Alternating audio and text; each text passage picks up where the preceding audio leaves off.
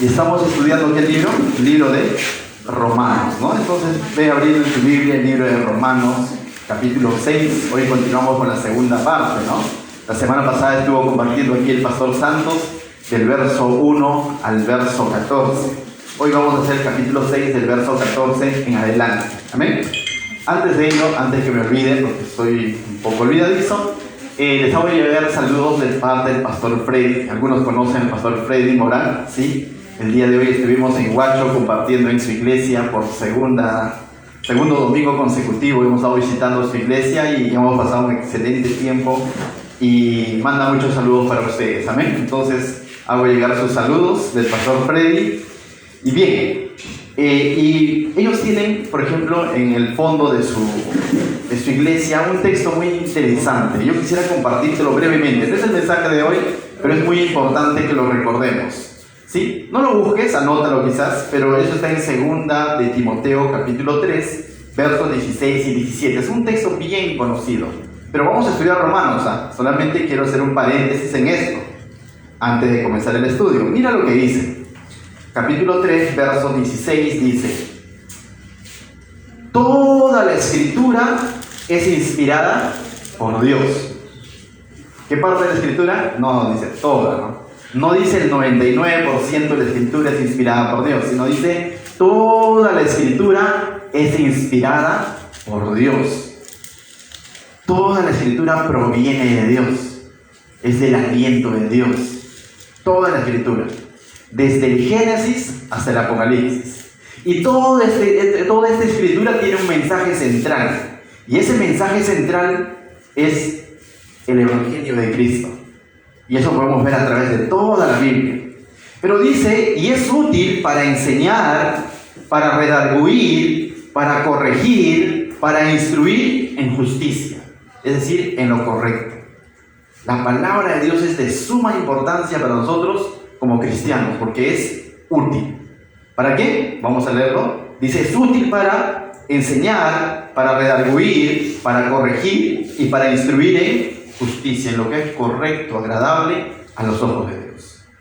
Ciertamente, nuevamente, somos salvos por gracia, amén, somos salvos por gracia, pero una vez salvos, no es que el Señor de pronto nos dice, ya, ahora sí, pórtate bonito porque no es de que te quite la salvación, no es así, sino una vez salvos, comienza un proceso. Una vez justificados, que es un acto de parte de Dios, no una declaración, al que cree es salvo, que cree en la promesa de Dios, en Jesucristo. Pero una vez hecho eso, comienza un proceso de santificación, del cual vamos a hablar el día de hoy. Pero para eso Dios no nos deja así sueltos, nada más diciendo, compórtate bonito, ¿no? Nada más, sino nos deja una instrucción. ¿Y cuál es esa instrucción? Su palabra. Esta palabra dice es útil, amén. Esta palabra dice es útil. Y miren lo que dice: a fin de que el hombre de Dios sea perfecto, enteramente preparado para toda buena obra. Y decíamos, ¿no? No somos salvos por obras, pero somos salvos para obrar. A eso es lo que Santiago lo llama, la fe sin obras es muerta. Si realmente somos salvos, si realmente hemos sido justificados por el Señor, somos llamados a obrar y a obrar bien, a buenas obras. ¿Y cómo obro bien? En la medida en que yo conozca, escudriñe esta palabra que Él ha dejado. No es que va a venir un ángel o alguien de pronto a revelarnos algo nuevo, sino ya está escrito, está. Este es el manual de vida. Este manual de vida, esa palabra, por el oír esta palabra, tenemos fe en Dios. Podemos entender su promesa, su mensaje. Pero también una vez salvos, por oír esta palabra, vamos a madurar. Dice, mira este texto, el verso 17, a fin de que el hombre de Dios sea perfecto. Y tú dices, perfecto, ¿no? Intachable. No, perfecto significa maduro, ¿no? Para fin de que el hombre de Dios sea maduro, madure, y no se quede como un bebé recién nacido.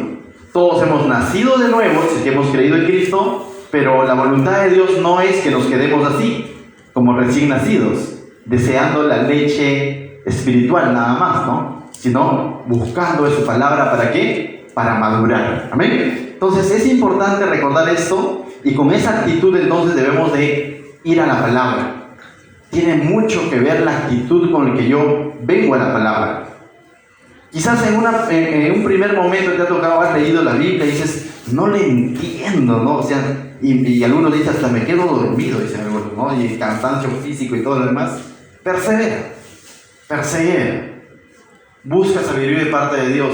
Sigue leyendo y vas a ver que la palabra de Dios ciertamente habla. ¿Ven? Pero dispón tu corazón.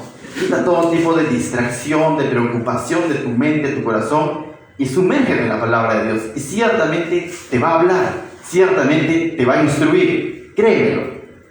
Más de uno de los que están aquí puede dar fe de ello. Escudriña la palabra de Dios y te va a hablar y te vas a dar cuenta de su utilidad. Y entonces eso se va a ver reflejado en una madurez. Es por eso que podemos ver, y dices, cómo él se ha convertido hace un año y de pronto ya está tan maduro, ahí está compartiendo y está sirviendo incluso. Es porque justamente se ha alimentado de la palabra de Dios. En el cristianismo alguien dijo, el que no crece, decrece. No te quedas en un punto ahí nada más donde ya no. Somos llamados a seguir creciendo y creciendo en santidad. Amén. Dicho eso, ahora sí vayámonos a Romanos capítulo 6, mis hermanos. Romanos es la carta que venimos estudiando verso a verso, semana tras semana, domingo tras domingo, el libro de Romanos. Es un libro, recordemos, Romanos es una carta, ¿sí? Está desarrollando una serie de temas en torno a la salvación o a la justificación por medio de la fe en Jesucristo. Y ya ha sostenido desde esta altura, ya hasta el capítulo 6, capítulo 5, ya nos ha hablado que la salvación es por gracia. Y eso ya ha quedado claro, que no es por obras, sino que es por gracia. Y les ha dicho a los judíos, les ha dicho incluso a los moralistas, a cada uno les ha dicho, todos somos pecadores y todos, la única vía de ser justificados es mediante la fe en Jesucristo, ¿no? Y esa es la gracia. De tal manera que la ley lo que mostraba era nuestra incapacidad para llevarnos a Cristo. Les ha dicho así claramente. Entonces hubo una pregunta que desarrolló el pastor Santos en el versículo 1 de Romanos. Y la pregunta dice lo siguiente, ¿no? ¿Qué pues diremos? ¿Perseveraremos en el pecado para que la gracia abunde? ¿Y por qué venía esa pregunta al apóstol Pablo? Porque le está preguntando algo que su público está pensando o diciendo o sosteniendo. Entonces, ya que Pablo les había compartido la salvación por gracia o la justificación mediante la fe, por ahí alguien dijo, y como Pablo les había dicho que donde abundó el pecado, sobreabundó la gracia, entonces alguien por ahí dijo, entonces sigamos pecando, ¿no? Para que siga sobreabundando la gracia. Y Pablo le dijo, de ninguna manera, así no es. Verso 2, en ninguna manera, porque los que hemos muerto al pecado, ¿cómo viviremos aún en él? Y exhortó aquí Pablo, ¿no? Y de eso nos hablaba el pastor Santos, que no hagamos de la gracia de Dios un libertinaje, ¿no? No hagamos de la gracia de Dios un libertinaje. No es que porque somos salvos por gracia y como la gracia se derrama sobre el pecador, entonces sigamos pecando. Así no es, dijo Pablo. Pero en el verso 15 que vamos a ver hoy, nace otra pregunta. Mira la otra pregunta. La otra pregunta es la siguiente. ¿Qué pues? Dice, ¿pecaremos porque no estamos bajo la ley?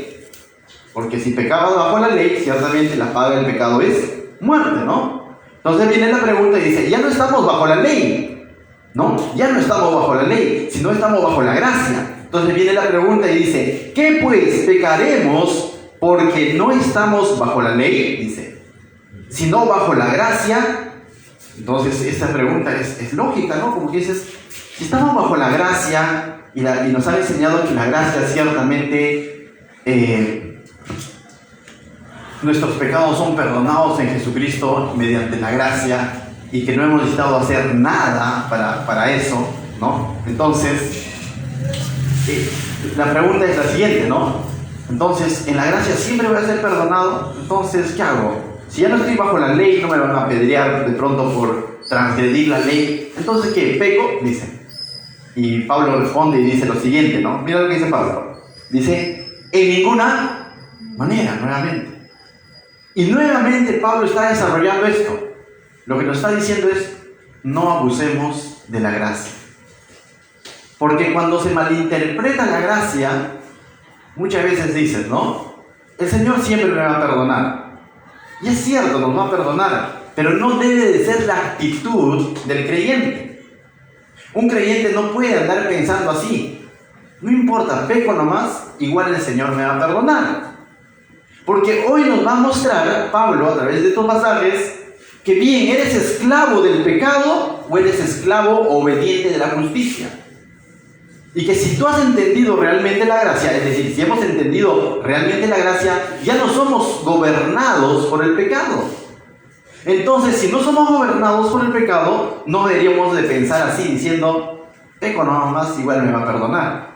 Sino nuestra mente aún debe ser transformada. Mira lo que dice entonces el verso 16. Hace preguntas Pablo aquí, dice, ¿no sabéis que si os sometéis a alguien como esclavo para obedecerle, sois esclavos de aquel o de quien obedecéis? Entonces dice, si vamos a obedecer al pecado, entonces es porque somos esclavos del pecado. Y ya ha dicho que el pecado ya no tiene señorío sobre el creyente. Si nosotros ya somos creyentes, ya no somos gobernados por el pecado. Cuando éramos no creyentes, sí, éramos esclavos del pecado, aunque uno quizás no lo quería reconocer, aunque uno quizás decía, yo hago con mi vida lo que me parece, no, yo controlo el vicio, yo controlo aquello o aquello. En realidad era el pecado el que lo estaba controlando, porque espiritualmente estábamos bajo la naturaleza de ¿quién? De Adán, ¿no? Y en nosotros estaba el pecado. Y es más, a nuestro pecado le encontrábamos un gustito, ¿no? Le encontrábamos un gustito y no lo veíamos como algo malo. Conversa con alguien que no cree en el Señor y te va a decir, ¿pero qué de malo tiene unas cuantas aguas? ¿Pero qué de malo tiene? Bueno, es una mentira piadosa. Y dice que a lo malo se le llama bueno y a lo bueno se le llama malo, ¿no? Y así está nuestro mundo, engañado, cegado, en tinieblas, y simplemente están siendo esclavos del pecado. Pero eso es de una persona no creyente. Una persona no creyente piensa así, vive así, ¿no? Una persona no creyente piensa así y vive así. Simplemente están gobernados por el pecado. Entonces a una persona no creyente es bien difícil de pronto decirle, pero lo que estás haciendo está mal, y te va a decir, a tu parecer, tú crees que está mal. Para mí no está mal. ¿Me dejo entender? Pero eso es la forma de pensar de un no creyente. Porque el no creyente es esclavo de ¿quién? El pecado. Está siendo gobernado por el pecado. La pregunta es, yo, que ya creí en Cristo, ahora estoy bajo el señorío de Cristo, ¿el pecado seguirá enseñoreándose sobre mí? Ya no. Ya no es mi realidad espiritual. Ahora mi Señor es Jesucristo. Ahora el que está en el trono de mi corazón ya no es mi concupiscencia. Lucho con ella, porque ha sido desfasada, y ahora el Señor Jesucristo es el que está en el trono de mi corazón. Pero la concupiscencia, como que dice, es como un monarca destituido, ¿no? Está ahí todavía. ¿Y qué es lo que usa el enemigo para hacernos pensar que todavía le podemos dar un lugarcito? O que ambos pueden estar en comunión dentro de nosotros. Y Pablo en su carta a los Corintios va a decir, ¿qué comunión tiene Cristo con Belial? ¿Qué comunión tiene la luz con las tinieblas? No está tan mal, hermano, haz eso nada más. Y de pronto pensamos que sí, ya Cristo es mi Señor, intelectualmente quizás, o emocionalmente quizás, pero también al mismo tiempo le estamos dando espacio a las concupiscencias de nuestro corazón. Y Pablo justamente lo que quiere erradicar es ese tipo de pensamiento. Ese pensamiento que decía, si estamos bajo la gracia, entonces pecamos nada más. Y Pablo ha dicho, en ninguna manera. Por eso que Pablo ha hecho la pregunta diciendo, ¿no sabéis que si os sometéis a alguien como esclavo para obedecerle, sois esclavos, dice, de aquel a quien obedecéis? Entonces Pablo está diciendo, ¿a quién estás obedeciendo? Y de pronto Pablo está diciendo, ¿estás obedeciendo al Señor? ¿O estás obedeciendo a la concupiscencia de tu corazón? Y le está diciendo, si estás obedeciendo a la concupiscencia de tu corazón, entonces la concupiscencia de tu corazón es tu Señor, o tú mismo eres tu Señor, o tus deseos, tus pasiones son tu Señor, o el Señor, valga la redundancia, el Señor Jesucristo es tu Señor. Y eso es lo que está haciendo Pablo. Por eso que continúa y mira lo que dice la segunda parte de este versículo. Dice: sois esclavos de aquel a quien obedecéis, sea del pecado para muerte o sea de la obediencia para justicia. En otras palabras, hay solo dos opciones. Eres eres esclavo del pecado o eres esclavo o obediente de la justicia. Y Pablo está diciendo, en uno de los dos grupos te tienes que identificar. Y tú dices, pero ¿soy esclavo de la justicia? Eso es similar a decir soy siervo del Señor Jesucristo, ¿no es cierto? Porque la palabra siervo significa esclavo. Entonces hay dos opciones. Y tú dices, y ya me mareé, pastor, porque de pronto a mí me han dicho que Jesucristo me hizo libre.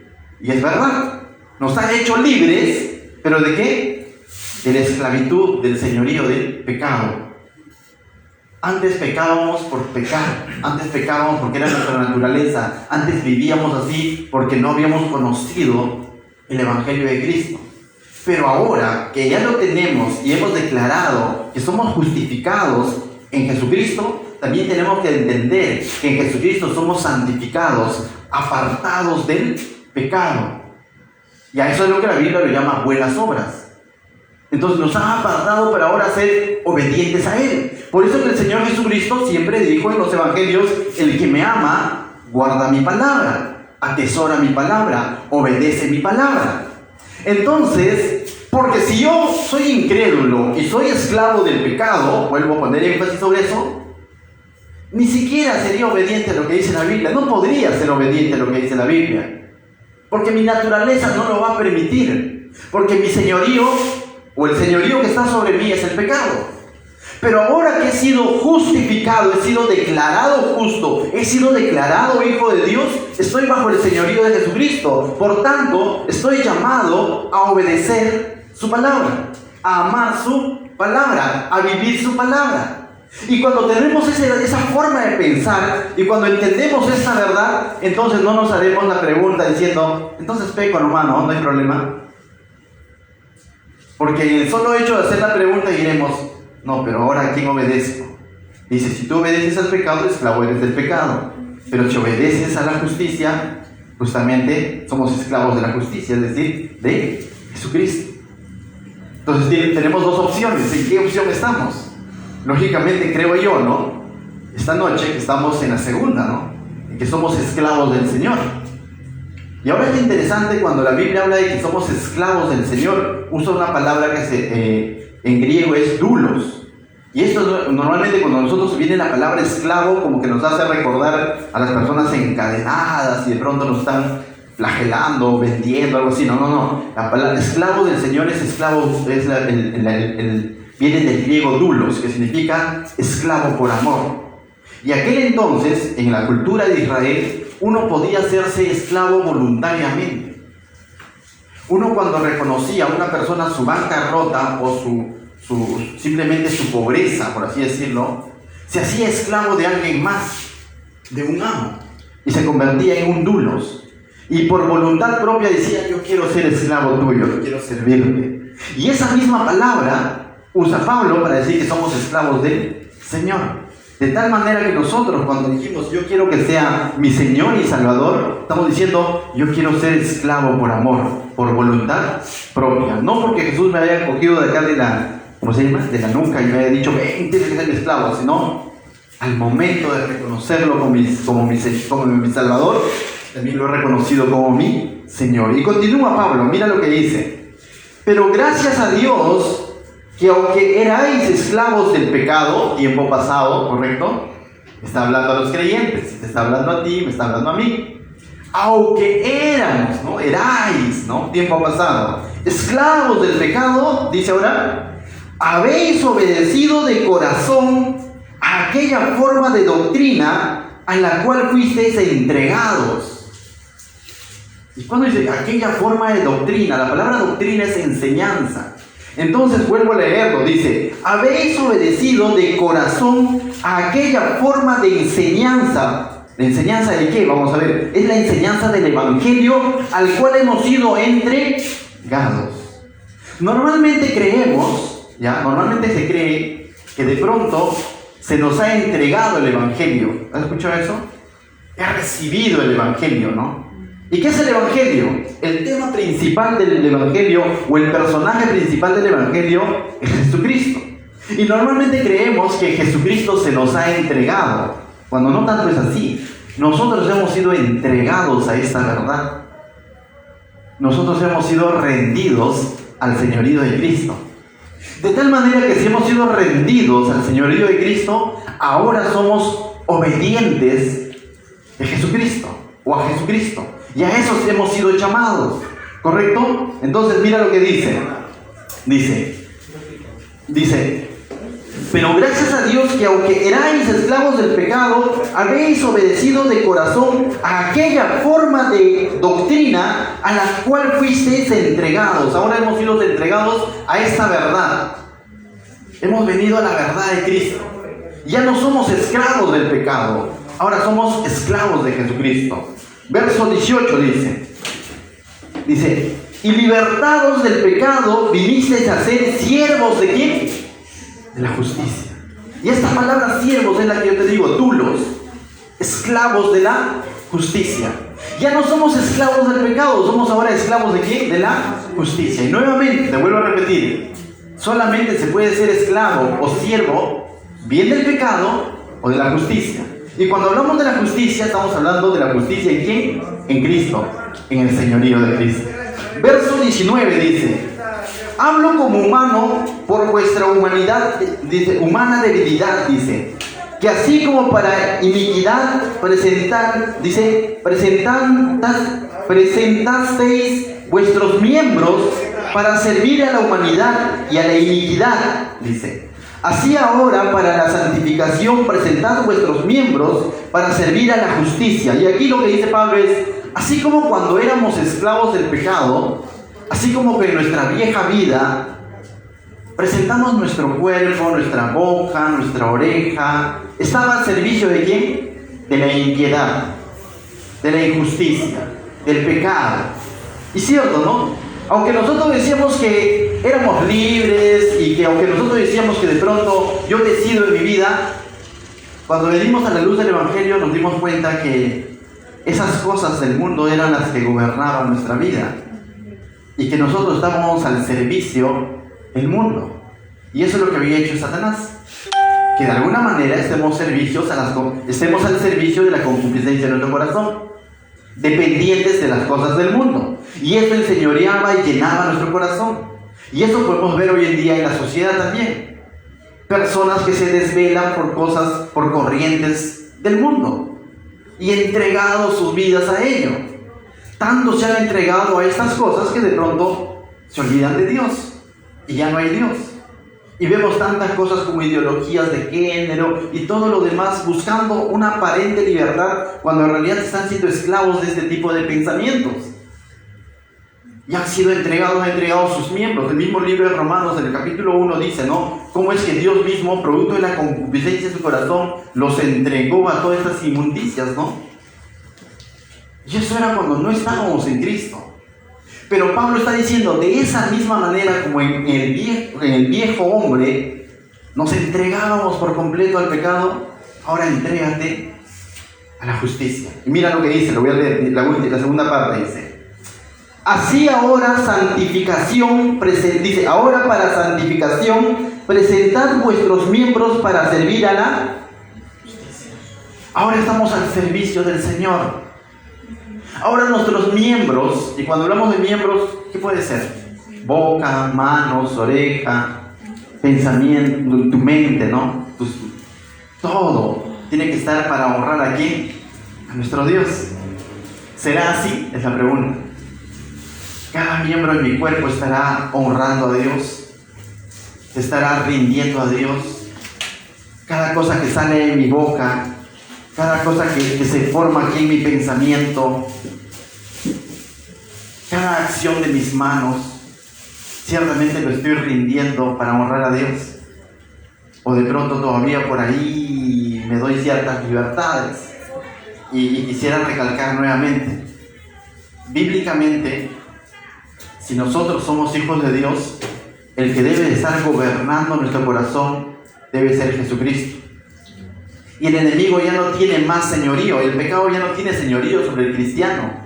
Sobre el no cristiano sí, eso es su realidad, pero sobre el cristiano no. Pero entonces, ¿qué hace Satanás?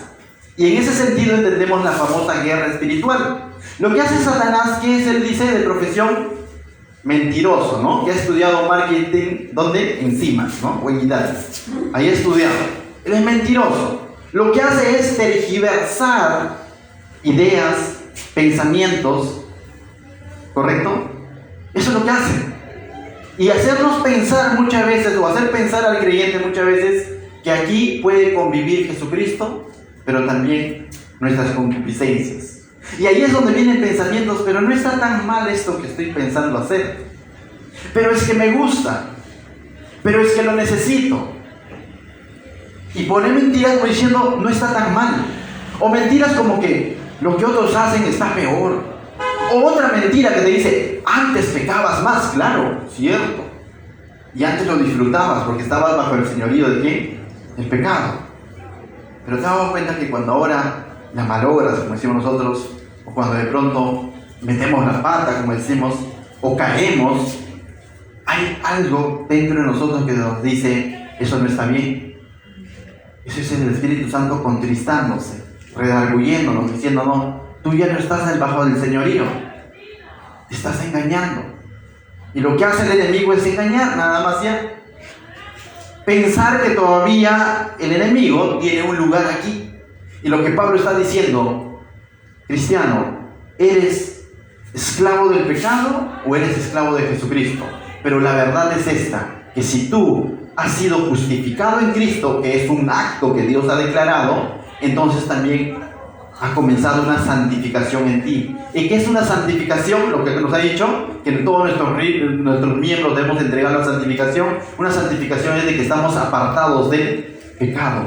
Ya no puede haber práctica de pecado en la vida de un creyente. Es algo que no debería de pasar por nuestra mente.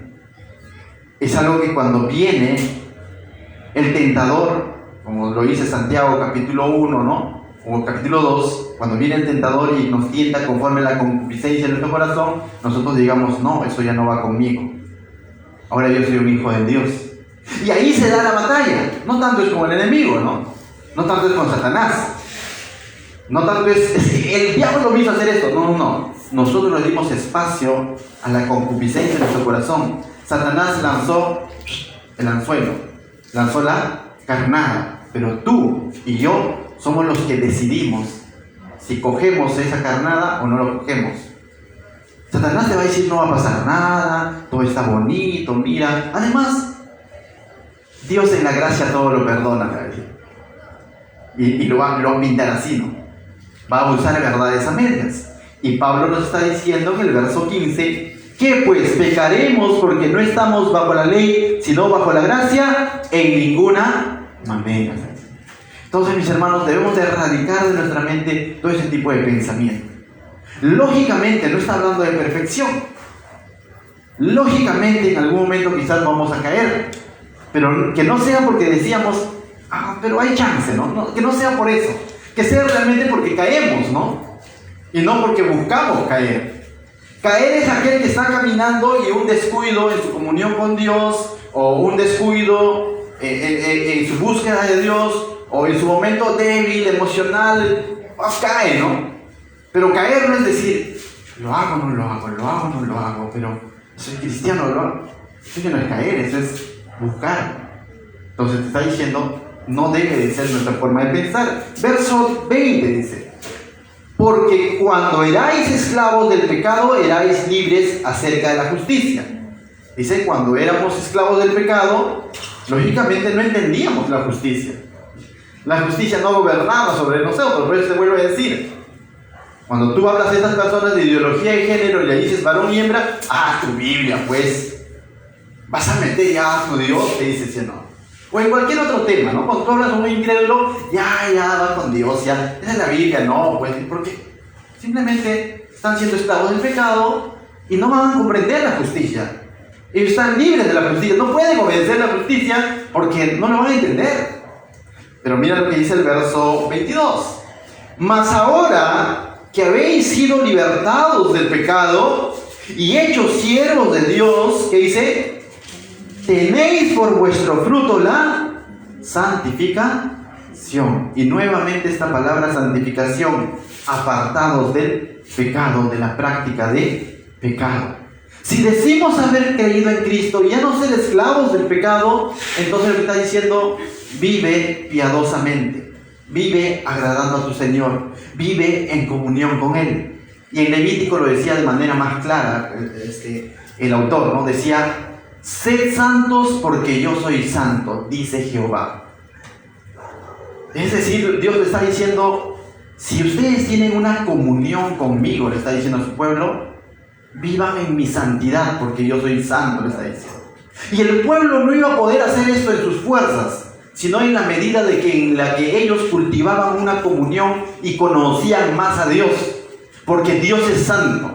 Y cuando el pueblo conocía cada vez más de la santidad de Dios, cada vez eran llamados a vivir conforme a esa santidad. Pero cuando el pueblo ignoraba los estatutos que hablaban de la santidad de Dios, el pueblo se alejaba y se parecía más a los egipcios o a los cananeos. Entonces, si soy llamado a vivir en santidad, a mostrar fruto de santidad, la única manera es cuando estamos en una comunión con el Señor, cuando entendemos cuál es nuestra relación con el Señor, porque solos no lo vamos a poder hacer.